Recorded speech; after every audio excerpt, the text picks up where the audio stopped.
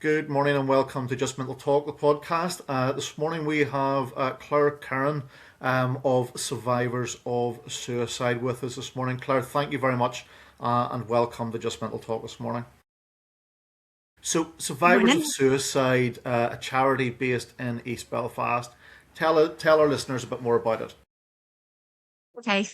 With Survivors of Suicide, we started in 2006 in a response to a number of families who had lost loved one to suicide. There wasn't any help or support back then. So this actually campaigning started in and around 2000, where families from across the country came together who had all lost loved ones to suicide. They campaigned and campaigned, tortured politicians, anyone who would listen, got a meeting with the then Home Secretary, Sean Woodward. He agreed to meet them at 6 o'clock in the morning because he said it was the only time that he had. They would have an hour and there would be no strategy and no funding for suicide prevention. Went in at 6 o'clock, came out after about 8:30, had been in for a good few hours. He was visibly shaken by what he had heard. He announced 1.6 million for suicide prevention and appointed Colin Donaghy, who was the then chief executive of the Southern Health Trust, and two of his civil servants from the Department of Health to travel around the country speaking to families who'd lost loved ones to suicide and those who had attempted. And that's how suicide prevention really took off in Northern Ireland. So we were lucky at Survivors of Suicide that some money was put into East Belfast. So we were able to start the group. It was all families from across South and East Belfast who had been bereaved by suicide. It was being managed at that point by EBCHIP, which was a community health information project in East Belfast. It then had finished and it went to South Belfast Highway to Health and then went to EBCDA for support.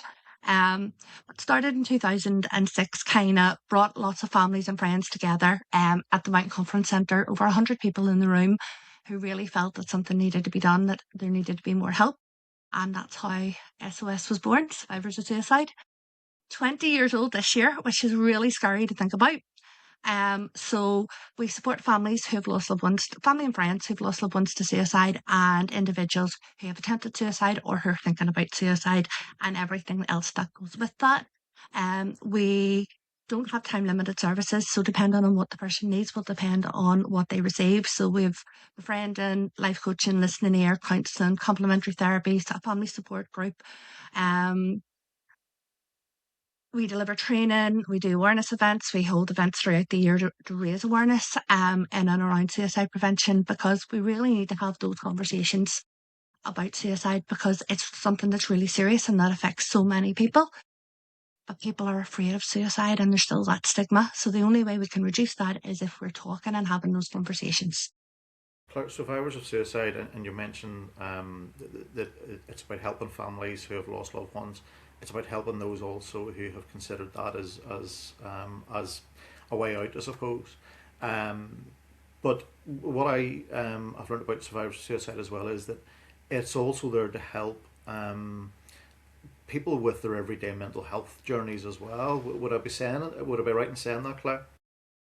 I mean, because the thing being is lots of people will have thoughts of life not worth living. They'll have thoughts of suicide because of what's going on in their day to day life. And what we know about suicide is that for a majority of people who become actively suicidal, it's about situational crisis. It's about the things that are going on in their everyday lives, those things, relationship breakdowns, money worries, losing homes, not being able to provide for kids, worrying about a loved one who's having a difficult time. For carers, worrying about a loved one who has mental health issues, who's maybe thought about suicide or who's attempted suicide. So it's quite broad in how we're able to provide that support and who we're able to provide it to. And I wouldn't have it any other way. I suppose it's the same across the board that suicide, yes. Your charity SOS Survivors of Suicide is about helping those families who are affected after suicide, but prevention prevention really is the key to all of this, isn't it? That there needs to be more done, and as you rightly point out, Claire, about the awareness of suicide, that stigma of suicide, conversations around suicide. The conversation you and I are having and we've mentioned suicide a number of times before, it's probably never happened too often because people are, as you say, as you rightly point out, they're scared of it, they're scared of the conversation. But unless we have these conversations, there's, things are going to continually get worse. So prevention is the key, but what does prevention look like, Claire? Prevention is about raising awareness. It's about delivering training. It's about people being able to notice and become aware of when someone they care about might be thinking about suicide, being able to ask the question if you're thinking about suicide, and knowing how to access that help and support. We don't do enough of that. We need to do more. I deliver training as well. So it's surprising the amount of people you go into a room and you start to deliver training and you're talking about suicide prevention. You're asking people to talk about suicide and the fear that people have just to say the word. You go around the room halfway through the training, saying to people, now I want you to ask me if I'm thinking this about suicide and I'm going to give you the answer yes. The reason that we're doing that, we don't want to send people out asking that question and never have heard the response yes. So although it's quite artificial, it's very real for the people here in the room. And it's a struggle for some of them as well. It's really, we were at an event on Saturday night, on the Spot podcast, and down at the Waterfront Hall. David Jeffrey was there, Liam Beckett and Lee Taverner. So Lee Taverner is a referee, football referee, quite well known. But Lee spoke about his own journey on Saturday night with his mental health and being actively suicidal and having attempted, and the support that he needed and he got, and about having those conversations. Um, I've met Lee before because the first time he actually spoke about his journey was an event that was held in the Elk in Dundonald, where a good friend of survivors of suicide wanted to do something to raise awareness, asked us to go and speak, and had asked Lee to speak, and that was his very first time speaking about his own mental health journey and his suicide journey. He spoke about it on Saturday night, and that's what he said. 10 years ago, it was really difficult to have those conversations, and you wouldn't have been having those conversations in changing rooms of, football teams. But that's where we need to get to. We need to be having those conversations in every single place where we are, whether it be in schools, youth clubs, community centres, changing rooms of football pitches, rugby, you know, social workers, not so it's not just hospitals and doctors, because this isn't just about our health system. This isn't just a medical issue. This is something we all need to be working on and offering support to people. I mean, to take the positive out of what you've just said, actually, from what Lee Taverner has said, and you've echoed it there, Claire, is that he said 10 years ago he couldn't have talked about this. So the positive is that 10 years on, yes, it's nowhere near the levels of awareness it needs to be at, but there is a bit of progress being made. When I think about it, and I think that, 25 years ago, having those conversations about suicide, trying to find help and support for suicide, it just did not exist. And I speak about that from a personal perspective because you lost someone to suicide in 2002. The supporting his family, trying to get through that journey, but there was no help. There was no support. There was no one to go to. There was no one to say, how do we do this? How do we get through this? How do we talk to others? There wasn't anything. And that's kind of what pushed me to get into this kind of work, because something needed to be done. No family should ever have to go through the loss of a loved one to suicide on their own, because it's the most horrific journey you're going to be on. You know, it's the strangest phenomenon with suicide, in that when you lose someone, the time seems to drag by so slowly, but to go back really, really fast. So at the end of the first year, you're thinking, where did that year go to? But when you're living it, it's so difficult. Families have so many questions, the emotions that come with, that loss. They feel guilty, they don't think they can be happy, they don't think they can live their lives. But it's helping families to find a new normal and to express all of those emotions, no matter what they are. It's okay to be angry. It's okay to want to shout and get on, because you've lost the most important person. And because that person chose to leave, that person chose to end their lives because of what was happening for them. And that is so difficult for families to be able to get their heads around. On the other side of it, with individuals who are feeling suicidal or who have attempted, they think they're a burden. They think that their loved ones would be better off without them. They can't see a way to resolve whatever it is that they're going through, and they think there's no help. But with the right help and support, people can turn it around and can have healthier lives moving forward and develop better coping strategies so that they can deal with what life has to throw at them. Yeah, and you mentioned something there, Claire, and I'm keen to sort of explore a bit more. But the impact on a family or a loved one of someone who has taken their own life. What I mean, what does that look like, Claire? What does when someone takes their life, the impact on a family? First of all, there's shock, it's belief. No, this isn't happening, this isn't real. And that can go on for a while. You'll speak to all these different people, but you forget those conversations, you forget who you've spoken to because you can't retain the information because the trauma that you're experiencing, and it is a traumatic event that people go through and everything that goes with that. Maybe a couple of months in, the reality starts to set in. It really starts to hit home. The distress, the upset, the not being able to cope, the looking for answers. Why? And that's a question that you never get an answer to. You know, feeling angry, feeling desperate, despair, afraid to be happy, afraid to smile or laugh because what are people going to think? You know, then trying to sort out housing, finances, paying for funerals, police investigations, coroner's investigations, and there's so much that happens. And if you don't have support with that, it's a minefield and it's overwhelming and you just don't know how to get through it. So being able to just sit with someone and say, whatever you're feeling's okay, let it out. You know, take it an hour at a time or half a day at a time. Don't be thinking about tomorrow or next week because it's too much. You're too overwhelmed to be able to do that. You've got to think about the here and now. It's helping people to be able to find a new normal because life will never be the same. It's changed so much and it's about helping people to find that new normal, but very basic, very gradually, step by step. You know, it's answering those questions. It's helping people to understand that you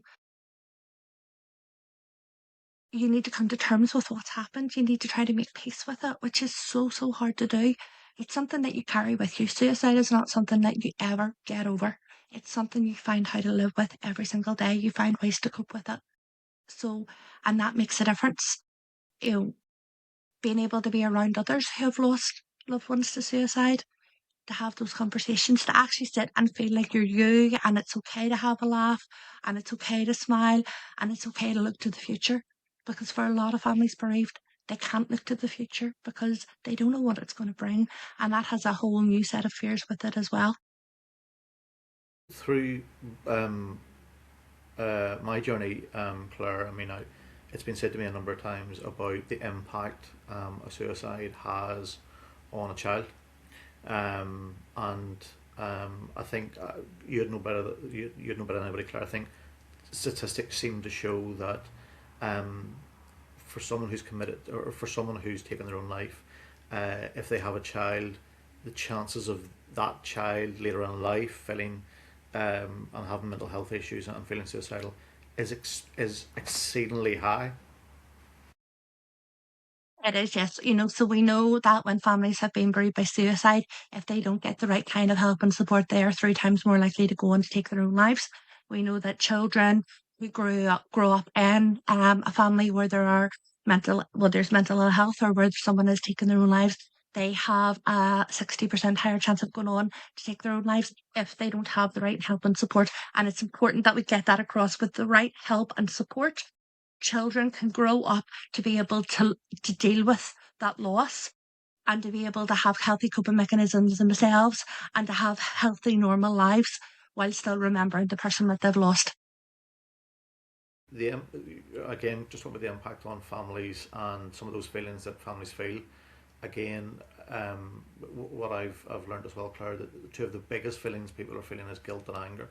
Guilt that they didn't spot the signs or they didn't ask someone to say okay, or and then anger that they have done this, that they have left the family behind, or they've left the child behind, whatever. But that element of guilt and not recognizing stuff. But when people are feeling suicidal, Claire, they mask it and hide it exceptionally well. What I would always say to those who've been bereaved by suicide, if you've never dealt with suicide, if you don't know about suicide, if you don't know what the signs are, you're never going to be able to recognize it. How can you? Because you don't know what you don't know. Yeah. It's different for someone like me and people in this field who are working with it day and daily. You we will recognize things that other people won't. But in a normal family, you're not going to recognize suicide. Unless that person is very clearly saying to you, I feel desperate. I can't go on. I've had enough. Life isn't worth living. I can't do this. And even then, for some family members, it's too much and they black it out because they can't deal with it themselves because they've got so much else going on. And that's okay. And I would always say to people, guilt does not help. It doesn't help. And again, if you don't know about suicide, you don't know what you don't know. So why do you feel guilty when you didn't know what was happening? A lot of people who are thinking about suicide and who have made that decision don't let on to their closest family how they're feeling. They don't tell them. They don't let them know anything. And if they're not doing that, then the family can't know or understand what's happening for them. And they're powerless to do anything to stop. That's not on them. Anger is a completely normal emotion. Anger is not just about being angry. Angry comes from so many other emotions. Being hurt, being sad, being in pain, being frustrated, losing someone. When you lose someone another way, so if someone is murdered or car crash or an illness or old age, there's someone or something else to blame. And that's much easier. That sits much better with us as a human being. When your loved one takes their own life, you don't want to be angry at them. You don't want to blame them. But as part of your journey, you have to express those emotions. You have to get angry. And it's okay. Some people will get angry really early on, others don't. Everybody's journey is different. There are no two journeys that are the same. And even within a family, no two journeys are the same because we all have different relationships with the person who died. And it's about those relationships and how they were and how they manifest themselves will depend on our journey on how we cope with that loss. And you mentioned a lot of families and friends, for that matter, as well. That they don't know the signs, or they don't know. And as you say, someone hides it so well when they feel those suicidal thoughts. But education is a big thing, Claire. I know you're a big advocate of it, and talking about it and destigmatizing the issue around it. But if you were to say, if someone said to you, what signs should I be looking? Educate me. What signs should I be looking out for? There's nothing definitive. I appreciate that, but if you said to someone just to be more aware of signs to look out for, what sort of signs would you say, Claire? So it's listening to what people say. I've had enough. Can't go on. I'm desperate. There's no point. Life's just not worth it. There's no help. Don't know where to turn. Now, they can be signs of other mental ill health, which is why it's always important to ask. But we're not always comfortable to ask if someone's thinking about suicide. If someone, depending on their appearance, either all of a sudden they're making an effort and dressing better, or they're neglecting themselves, not shaving, not washing their hair, not doing makeup, not cleaning clothes, withdrawing from people, being isolated, um, increased alcohol consumption, maybe taking drugs, risky behaviours, eating less, eating more can all be behaviours. It's, you know, they may be withdrawn, they may not answer phone calls, answer the door, they may not be dealing with mail, they may not be going to work, they may not be looking after their families. Again, they can be signs of other mental ill health. But again, if you ask, but encouraging people to be able to ask. One of the things when someone has made the decision that they're going to end their lives, their mood kind of been really, really low, and then suddenly their mood is so much better because they're not that they're content with the decision that they've made and they know they've an answer, so it settles their mood. We can also see people get really, really angry and really defensive. So again, that can be another sign, but again, it can be signs of other things that are going on in someone's life, which is important to ask. When we look at things that have happened to people, there can be abuse, so physical, mental, emotional, sexual, or financial. And financial is a big one that we don't often talk about or hear about, but it's happening more and more often, especially with older people. Being aware of that, if someone has been bereaved, whether it's been bereavement by suicide or another very close relationship where they've been very attached to that person, that can be a sign. Children who are brought up in care, where there have been issues within the family, stuff to do with the troubles in Northern Ireland as well is a major one. People who've come through that, and see what's happening now and then feel guilty and struggle to cope with what they've been involved with and being part of that because of how it is now.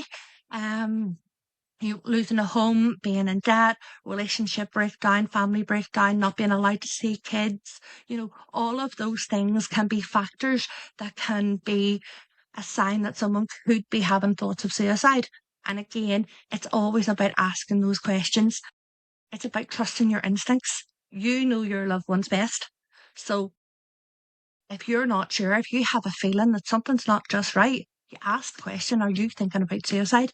And if they are, you sit with them, you listen to them, you support them, you tell them that they're there, and then you arrange for help and support, whatever that might be, whatever that person's comfortable with. And we have lots of support in Northern Ireland. And I know people will say, I didn't know about that service, but there's lots of support. We move Lifeline, which is our 24/7 helpline. Number for that is 0808 808 8000. 24/7, 7 days a week, 365 days a year, Christmas, New Year, lot.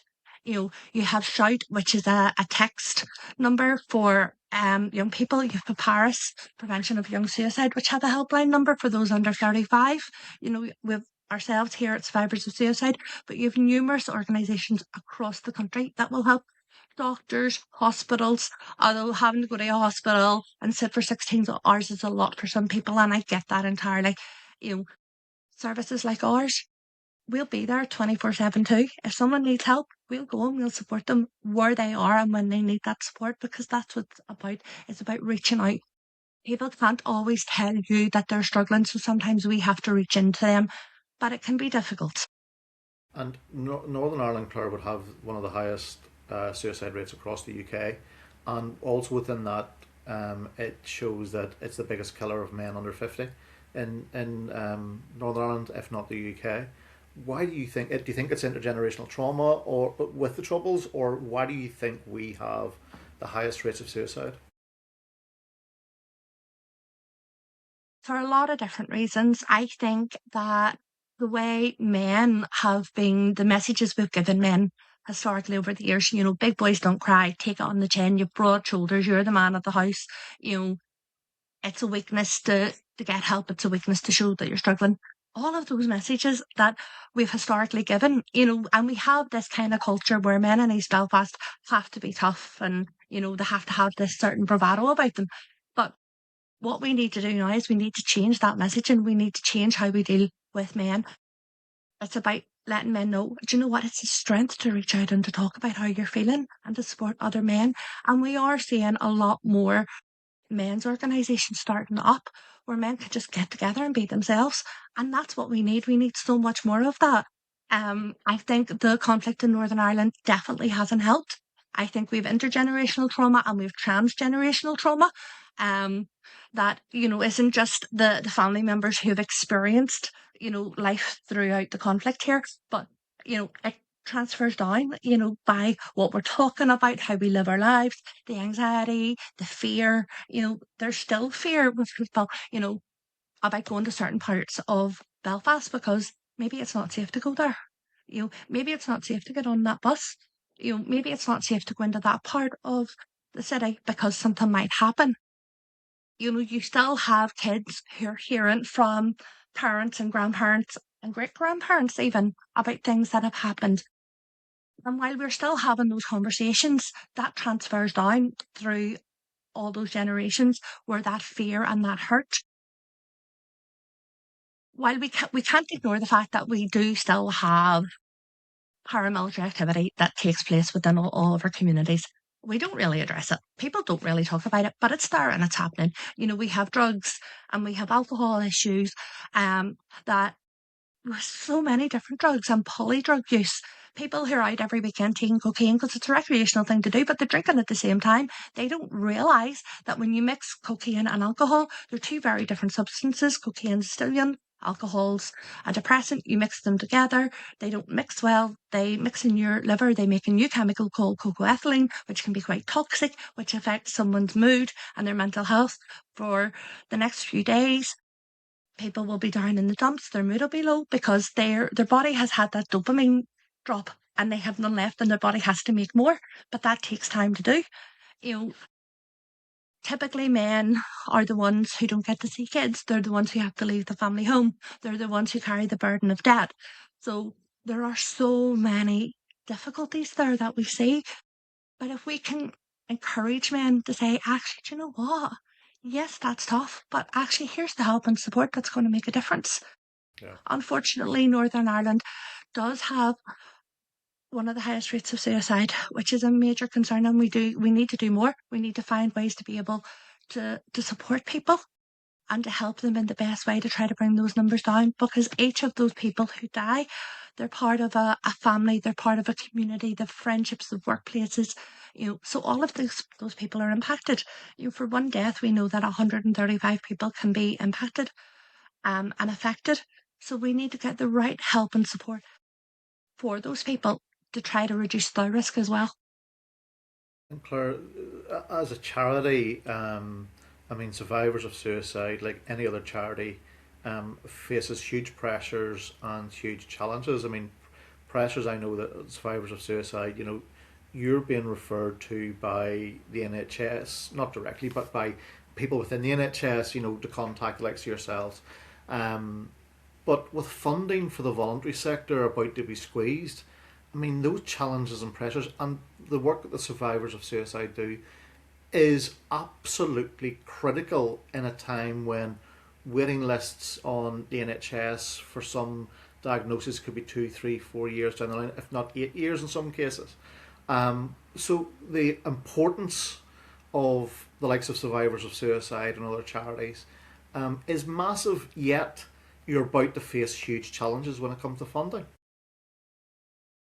The funding situation is always a concern, of course it is.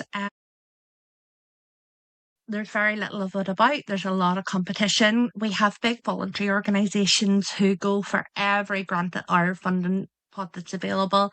They're able to afford people to pay people to write big applications for them. So of course they're going to win those hands down. But then you lose those grassroots organisations, those who are in the heart of the community, who know communities, who know people, and who understand what is going on. I recently got a new client, and the situation that they're in and the things that they're talking about. And they've openly said, I couldn't go and talk that to somebody else who doesn't get that. I couldn't go into one of those organisations and say how this is, but you get it. You understand it. Because I do, because I'm from this community. So I do understand the challenges and the difficulties. But, you know, for us, I know that for each person we help over the course of that support that they get, it's costing around £240 per person. It's not a big cost, and that's their one-to-one support, that's their listening ear, that's their counselling, that's their complementary therapies, that's their befriending, their life coaching, teaching them coping skills, being there when they need it. It's phone calls whenever they need it, whether that be 9 o'clock on a Monday morning or 10 o'clock on a Saturday night, because this isn't 9 to 5 Monday to Friday. This is when people need us, and each person receives the support that they need. So it won't be the same for everybody. Different people need different things. We're very fortunate in that, you know, we get a lot of support from people within the community who will do fundraisers for us. You know, do we always need more? Of course we do. 1,000,000%. We're a small organisation, but we will never turn anyone away. We don't have waiting lists, you know, so it's about the person, and we will work with anyone to whatever they're coming in with, and we will deal with whatever is happening for them. It's about supporting that person and holding their hand and encouraging them, empowering them to help themselves, because we don't want them to be dependent on us.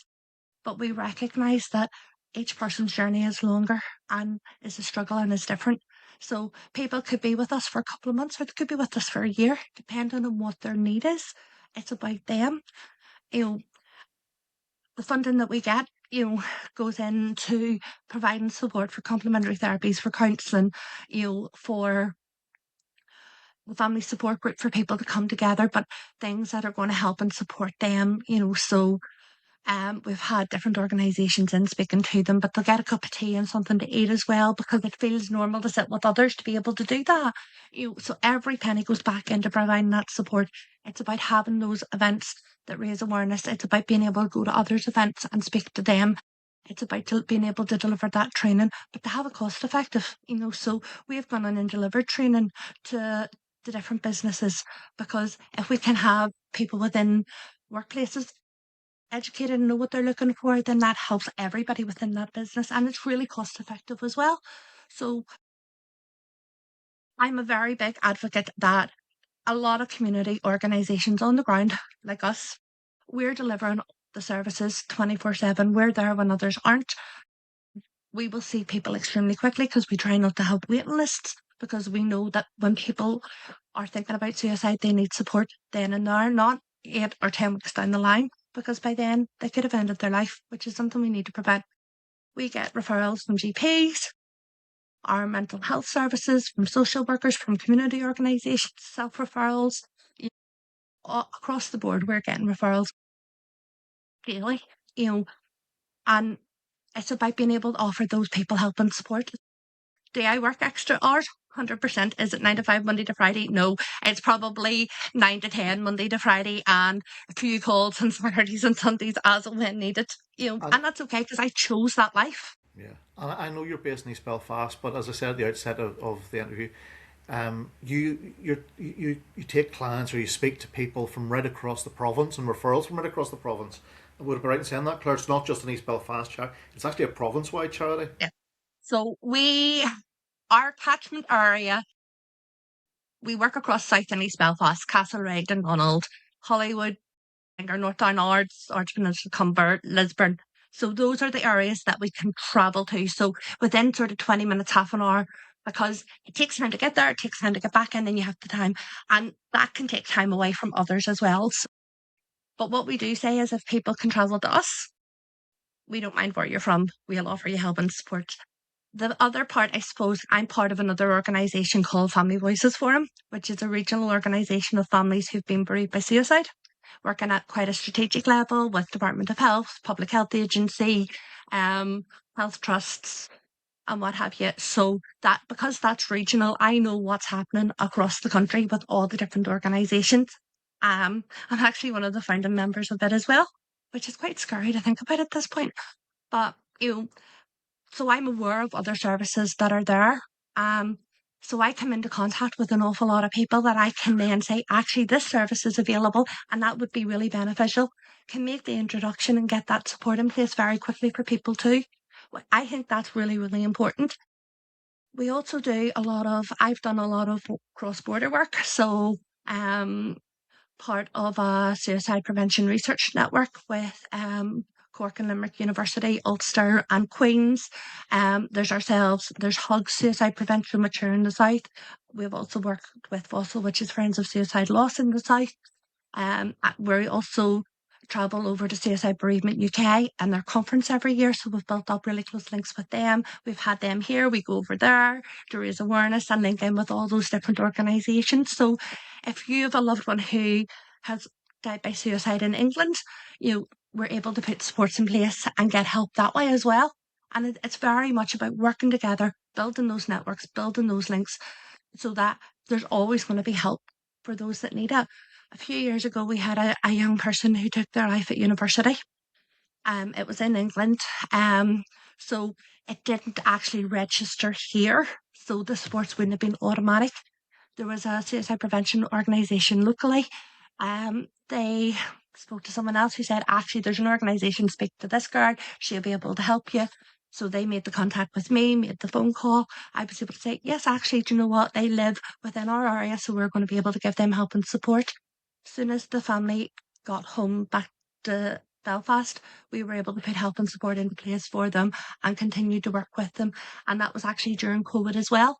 So we didn't not work during COVID because people still needed help and support. So while there were risks, we had to mitigate those to be able to offer the support to the families that needed it. And I want to get back a wee bit, although you mentioned it there about the Family Voices Forum. You yourself are a survivor, in that you've had someone very, very close to you take their own life. Can you tell us a bit about your personal journey, Claire, if you want to? That is obviously to sort of Yeah, help others. I don't always talk about my journey because it can be quite overwhelming for people, and I know that and I recognize that. I think suicide has been a part of my life for my whole life without actually ever really knowing it. Um, we know that my granddad's uncle took his own life at the start of the 1940s. Um, he had he came from a Protestant family. He met and married a Catholic girl. Both of the families disowned them, so they were very much on their own. Um, they had 6 children. Um, Jane got cancer and died. James couldn't cope, so he put his head in an oven and ended his life, leaving the 6 kids. The eldest daughter looked after the younger children. 2 eldest sons went off and joined the RAF. The younger one was only 15, so technically he wasn't old enough, but he lied about his age to get in. Thankfully, he was okay, but the eldest son, Thomas, was killed in a training accident over the Irish Sea. He's buried in the Belfast City Cemetery. That caused so much stress within the family because there was so much guilt because, oh, we disowned them, we didn't have anything to do with them, we had offered support. But back then, suicide was also a crime. Families could be really badly impacted where they could lose their homes and money, jobs, titles. Because, and technically, someone who died by suicide, who took their own life, they weren't allowed to be buried in consecrated ground, so they had to be buried outside. So it was kept very, very secret. But within the family, it caused so many difficulties as well. My great grandmother, family always said she was bad with her nerves. My granda, always had a very low mood, a lot of anxiety. He was also in the Air Force. He was a navigator for a fighter pilot, so he had a horrific job. And there'd been stuff within his early life, so his mental health hadn't been good. But we were able to see throughout the family where not only was my granda affected, his children were affected, and then their children. Yeah, and then on the other side of my family, suicide within that side of the family. So I've had a number of relatives who have attempted suicide. Um, I've had family members who have ended their lives as well. So I've had 4 bereavements by suicide. That's really difficult for my family. For some of my family, they don't like to talk about it. They don't like me talking about it because then that lets people know about them. So they tend to shy away from that, which I get and I understand. I think one of my proudest moments, my aunt, my aunt had several suicide attempts when I was a child, and she struggled with that throughout her life. She's so supportive of me and the work that I do and how I help others. And a few years ago, we do a celebration of life event every year where we have music and songs and poems. And it's about remembering our loved ones who've died to suicide. So I spoke at that event. It had been recorded and put on social media, and my aunt saw it. She posted underneath it about her journey, Right. which is the first time she'd ever spoke publicly about her own journey. I saw it. I almost hit the floor. I was straight on the phone going, "Are you okay? What have you done? Do you know how many people are going to see this? Are you okay with this?" And she was like, "Claire, I'm so proud of you and what you're doing in your journey. Right. Nice. Lovely. And if I can help someone else to be able to get that help and support, then I want to do that. And you gave me the courage to be able to tell my story." You know, and that was one of my own family. So Yeah. that was very, very special and very important to me because that's for me, that's what it's about. If I can help one person or one family, then all of this is worthwhile. What I do, the hours I put in is all worthwhile.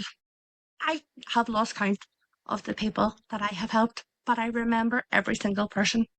I remember every single story and every single journey that I have ever helped and supported over the years. I keep in touch with majority of people that I've worked with over the years because it's been an honour for me to be part of their journey, and they let me in, and that's a privilege. One of the things, because I'm from this area, a lot of people know me, and I guarantee everyone confidentiality. Whatever people say stays with me. I will take whatever they tell me to my grave. We don't disclose information because it's hard enough for people to come forward and ask for that support. If they think that what they're going to tell you is going to be out in the street the next day, they're never going to open up. And I understand that entirely. So I reassure everyone that what they're going to tell me will stay with me. We're really, really careful as well when we're working with people because we have to be with information. So I have 3 rules that I tell to people. Be honest. Please always be honest with me because this is how this works. If you tell me that your life or someone else's life is at risk, you're talking about suicide, I'm going to do my best to de-escalate. If I can't, I'm going to ring family and GP. If we don't know where you are, I'm going to ring police and ambulance, but I will keep you notified every step of the way. I'll be texting and ringing to let you know what's happening. If you tell me that a child is being abused in some way, I'm always going to report that because we have to protect our kids. They're my 3 rules. Now, there have been instances where someone has been actively suicidal. We've managed to de-escalate them and keep them safe. Are we ever going to disclose that to anybody else? No, of course we're not, because we're here to help that person, not to make things worse. And sometimes individuals are really afraid to speak to their GPs or to go to mental health services because that will be reported on their medical files. Then, if they've got kids, that's going to affect the relationship with the children and being able to see them. Maybe they'll only be allowed to have supervised access or access in a contact centre, which is going to make everything 100 times worse because children are a protective factor for those who are struggling with thoughts of suicide. If someone has done something that's maybe an offence, you know, are we going to report that? No, because that person is coming forward to get help and support, especially if it's historical. Who is it going to help? What difference is it going to make? We need to help that person to be able to help themselves, which will help their families as well. We've worked with quite a number of those who are victims of childhood sexual abuse. That happened quite by accident, but yeah, we seem to be a beacon for people to come to, which we're good with because people need help and support. You hear so many distressing, horrible stories, and I think of the strength that individuals must have to come forward to get that help and support and to tell their stories. So to be able to sit and to listen, to not be judgmental, to not criticize, to just sit in silence at times and just give them support is so important. And you're right, Claire. I mean, confidentiality is huge, but I think the other part of that, and you've just touched on it there, is that like yourself, Claire, and survivors of suicide have created a space where people can come and talk to you, A, confidentially, but B, and I know it's big for a lot of people, is that they're not judged. So if you have tried to commit suicide, or you have done this, or you have done that, there's no judgment there. Your focus is purely and simply to get that person to a better place, and hopefully with being able to talk, but also with you being able to equip them with those couple of mechanisms you talked about that they can rely on as they go through life, that when they do face challenges, it's not the thought of suicide is the first thing they think about, or it is, but it's very fleeting. And then you go back to the couple of mechanisms that you hopefully have equipped them with to say, actually, well, this is how I deal with this. Yeah, and that's what it's about. It's about giving people different tools that they can use. Different things will work for different people. The same thing isn't going to work for everyone. Same, you I often get people in who have been given medication by their GP, so some sort of antidepressant, but it's not working or they're not really feeling better. And the thing being is not all medications work in the same way for different people. one antidepressant that works for one person may not work for 5 others. So it's about finding the right thing for the person at the right time. And that can be different at different times. The coping mechanisms, the strategies that I will help people with are things that will work for them. And I always say to them, give it a go. If it doesn't work, that's okay, because we've got lots of others to try. So it then lets them feel that actually, okay, if this doesn't work for me, it's not about me. It's just the technique that doesn't work. So I'll try something else. And it gives them that safety net and that kind of reassurance that they're not a lost cause, because no one is. Everyone with the right support can make a difference. Claire, thank you, and thank you for coming on to talk. But before we go, if someone wants to get in touch with survivors of suicide, first of all, is survivors of suicide is what we call a self-referral charity, or can you be referred by your GP if you request it? So you can self-refer, friends and family can refer, community organisations, voluntary organisations, GP, hospital, mental health services. We take referrals from anywhere. And how can they get in You touch? can How can they get contact in us touch, Claire? by phone. So two numbers: 02890 460 201 or mobile 07928291466. That's on 24/7. We also have our email, espelfastsos@gmail.com. We have our Facebook page is Survivors of Suicide. We have Messenger as well, so people can contact us that way, depending on what's right. You can text, WhatsApp as well. WhatsApp number 07928291466. A host of ways that people can contact us. If we can't take your call straight away, we will always get back to you. We will never ever leave a call unanswered. Okay. We will And, always get back to people and offer support. and also, Claire, if people out there want to donate and help your charity, again, can they just get in touch with you either through the website or indeed You can through get in yourself, touch Claire? with us. We have on our Facebook page, we have a link to donate. We have a QR code that people can scan into. We can take bank donations, we can take PayPal. If people want to do events for us, we're always really happy with that. We go along to every event that people do for us, so keeps us busy throughout the year. But we're happy with that, because if someone's taking the time to run an event to raise awareness and to raise funds, we want to be there to support them and to talk to people and let them know what we do and why we're doing it. So yeah. No, Claire, you and your charity are doing an absolutely monumental job, and a job that Jeepers, it faces its own challenges and pressures on a daily basis. But the impact of what you do is colossal, especially when you talk about the amount of people who are affected by someone who takes their own life, or that person who's considering that. I mean, the impact that you make on, it's not just on one life, it's the ripple effect of that you and survivors of suicide make the impact on.